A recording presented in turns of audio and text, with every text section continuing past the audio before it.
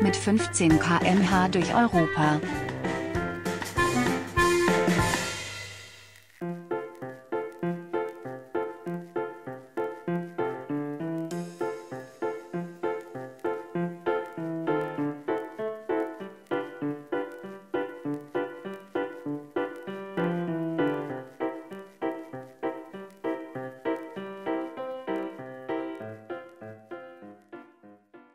Eine unheimliche Ruhe liegt über den Campingplatz in Nevers.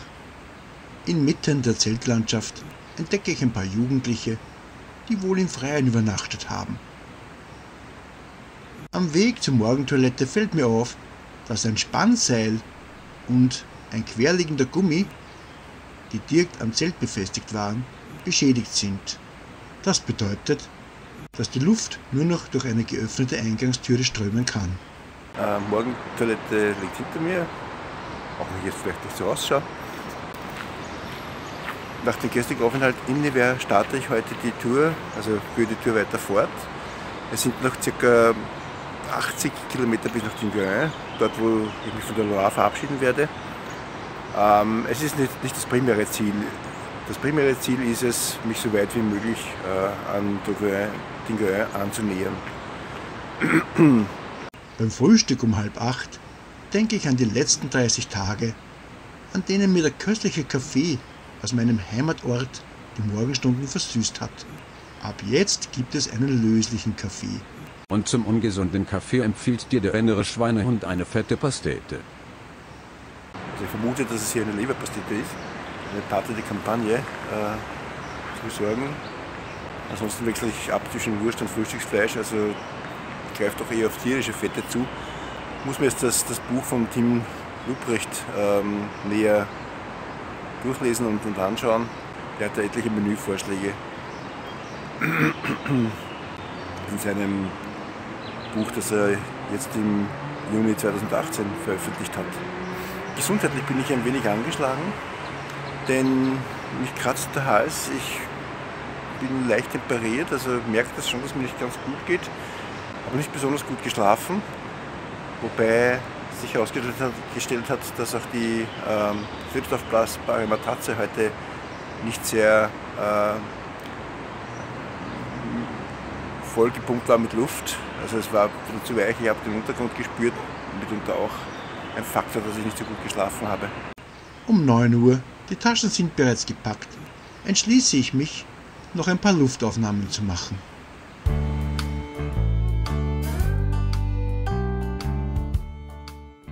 Ein paar Kinder zeigen Interesse und leisten mir Gesellschaft.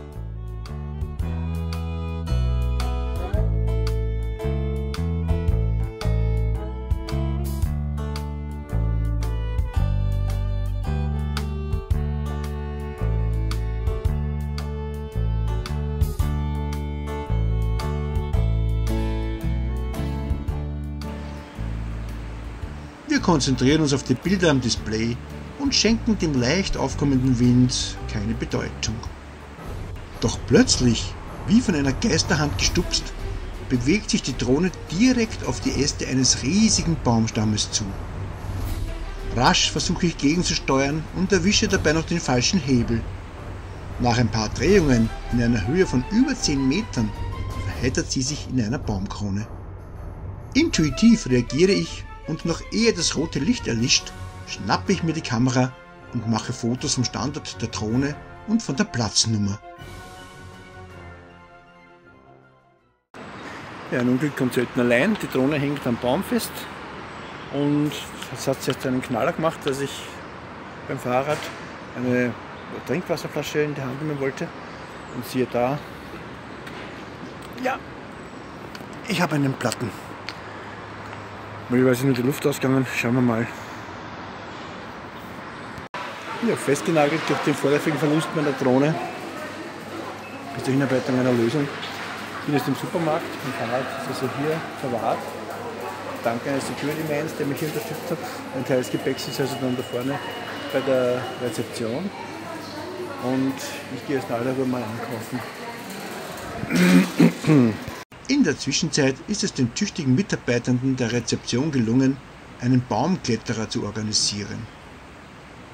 Er verschafft sich augenblicklich ein Bild über die Situation und schießt mit einer Schleuder ein Seil über einen dicken Ast.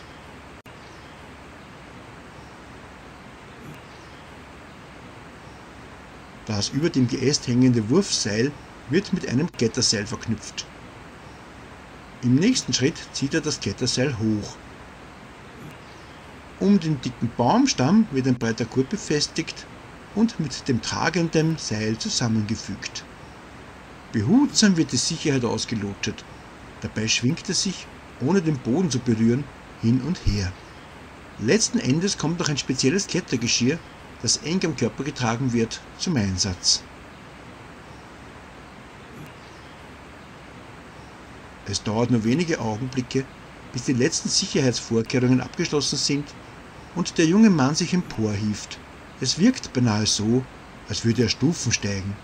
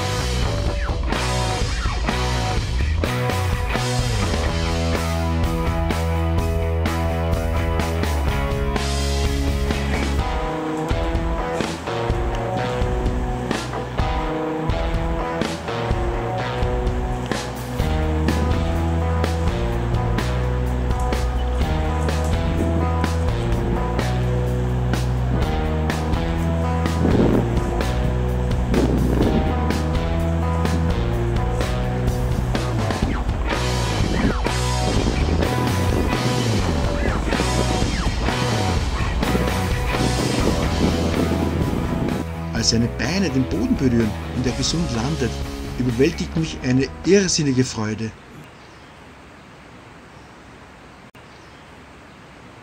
Mit einem strahlenden Gesicht überreicht er mir die unversehrte Drohne. Am Abend repariere ich den Gaskocher einer jungen Dame.